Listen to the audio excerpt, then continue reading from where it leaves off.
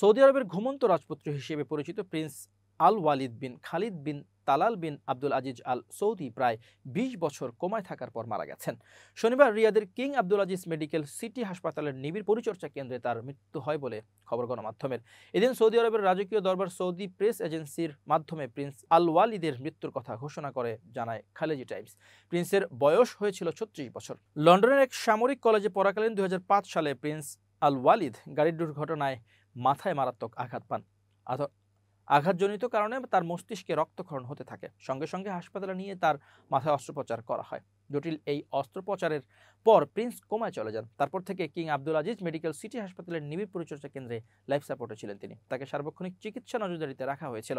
প্রায় ২০ বছর পর হলেও তিনি আর কখনো জ্ঞান ফিরে পাননি। শুধু অল্প সময়ের জন্য কিছুটা নড়াচড়ার লক্ষণ দেখা গিয়েছিল।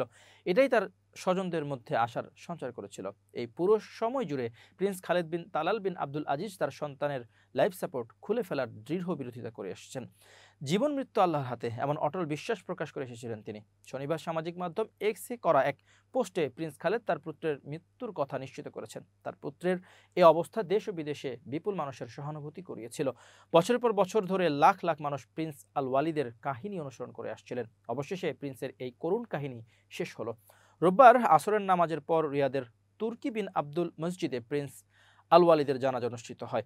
চলতি বছরের জুনে ঈদুল আজহার তৃতীয় দিনে প্রিন্স খালেদ তার অপর দুই পুত্রকে নিয়ে প্রিন্স আল ওয়ালিদকে দেখতে গিয়েছিলেন। অসুস্থ সন্তানকে দেখার মুহূর্ত দিয়ে তড়িত হয়ে প্রিন্স খালেদ তার পুত্রের আরোগ্য কামনায় হৃদয়স্পর্শী একটি আন্তরিক প্রার্থনা সামাজিক মাধ্যমে শেয়ার করেছিলেন। প্রিন্স আল ওয়ালিদের শেষকৃত্যের অনুষ্ঠান রোববার থেকে শুরু হয়ে আগামী মঙ্গলবার পর্যন্ত চলবে।